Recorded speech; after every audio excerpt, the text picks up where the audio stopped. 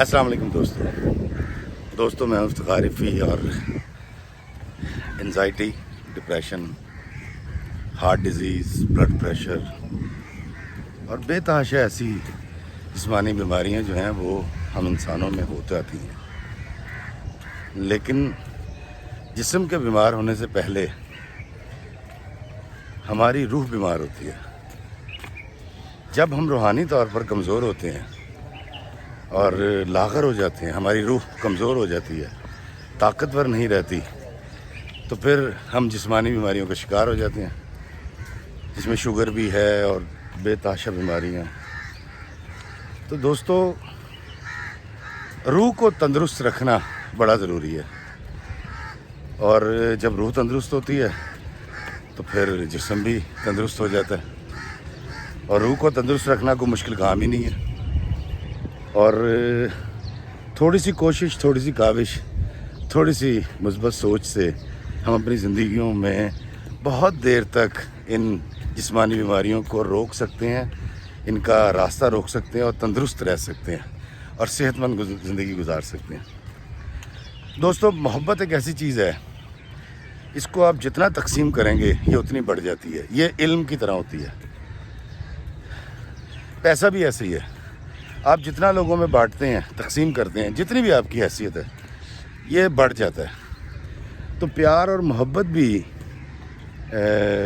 ایسی پنیری ہے جو آپ لوگوں کے دلوں میں لگاتے ہیں، اور پھر یہ آگے چل کے چھتنارا درخت بن جاتی ہے، جس کے سائے میں آپ بیٹھتے ہیں، جس کی تعریفیں آپ سمیٹتے ہیں، اور آپ کو روحانی طور پر بڑی خوشی ہوتی ہے۔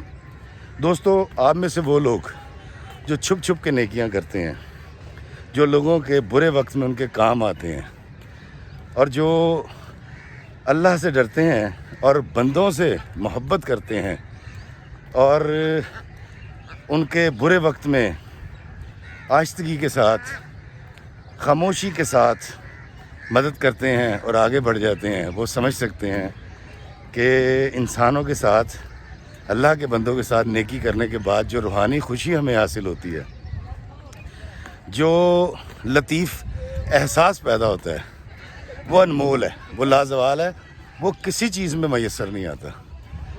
تو اگر میں کسی کی پیسے سے مدد نہیں کر سکتا تو میں صرف مسکرا کے بات کر لوں، صرف اس کو عزت کے ساتھ مخاطب کر لوں، تو آپ یقین کیجئے کہ جو خوشی مجھے میسر آئے گی، اور میری وجہ سے جو خوشی کسی اللہ کے بندے کو میسر آئے گی، وہ لازوال ہے، وہ انمول ہے، اور وہ میری روح کو اتنا تر و تازہ کر دے گی اور اتنا ایکٹیو کر دے گی کہ میرے روح کی وجہ سے میرے جسم کے جتنے فاسد مادے ہیں وہ سارے کے سارے خارج ہو جائیں گے، اور میں بڑا حشاش بشاش اور تندرست ہو جاؤں گا۔ تو دوستو، ہم محبت جب بانٹتے ہیں، ہم جب پیار بانٹتے ہیں، ہم جب خوشی بانٹتے ہیں، تو یہ ساری چیزیں دگنی ہو کے ہمیں واپس مل جاتی ہیں۔ ابھی آپ دیکھیں کہ یہ جو آوازیں ہیں اتنی خوبصورت، یہ کتنا خوبصورت احساس پیدا کر رہی ہیں، یہ دیکھیے۔ تو آپ کو خوش ہونے کے لیے کوئی پیسے نہیں خرچنے پڑتے۔ یہ دیکھیں میرے پیچھے، صرف آپ اللہ تعالیٰ کی اس کائنات کو غور سے دیکھیں، کھلے ہوئے پھولوں کو دیکھیں، میرے پیچھے والی جھیل کو دیکھیں، یہ سرخ رنگ کے پھولوں کو دیکھیں، اس وقت چلنے والی ہوا کو دیکھیں، اور جو اس وقت چرند پرند کی آوازیں آ رہی ہیں، یہ آپ کو بہت محسوس کریں گی۔ اور یہ میرا رومانس ہے، اور یہ رومانس جب سے میں جوان ہوں تب سے جاری ہے۔ میں واک کرتا ہوں اور یہ تمام چرند پرند جو ہیں اسی طرح مجھے محسوس کرتے ہیں، اور میں اللہ کی نعمتوں کا شکر کرتا ہوں۔ تو دوستو، پیار اور محبت بانٹنا آپ کی روح کو سٹرونگ کرے گا، طاقتور بنائے گا، اور پھر جسم جو ہے وہ تندرست رہے گا، توانا رہے گا۔ لیکن ایک بات تو آپ سب کو پتہ ہے کہ ہمارے بڑے بھی یہ دعا مانگتے ہیں اور ہمیشہ کہتے ہیں، یار بندہ چل دے ہاتھ پیر چلا جائے جی، کسی دا محتاج نہ ہوئے۔ دوستو، ہر انسانی زندگی کے ساتھ اگر وہ آئی ہے تو اس نے جانا ہے، لیکن اگر ہم یہ جان لیں کہ ہمیں بھیجا کیوں گیا تھا، اس دنیا میں آنے کا ہمارا مقصد کیا تھا، تو ہمیں زندگی کو گزارنے میں بڑی سہولت ہو جاتی ہے۔ اور جب ہم اپنے اللہ کے حکم پر اور اپنے آقا دو جہاں سرکار مدینہ کے بتائے ہوئے اخلاقیات پہ چلتے ہیں تو ہماری زندگی بڑی سہل، بڑی آسان، بڑی خوبصورت ہو جاتی ہے۔ یہ ایک اور اینگل ہے۔ میں آپ کو بتاتا ہوں کہ میرا خیال تھا، میں جب گلگت وغیرہ اس طرف جب گیا تھا تو میں بڑا خوش ہوا، اور میں نے کہا یار اللہ تعالیٰ نے ساری خوبصورتی انہی پہاڑوں میں، برفوں میں رکھ دی ہے، اور یہ شاید اور کہیں نہیں ملے گی۔ یہ میرا اس طرح سوچنا تھا۔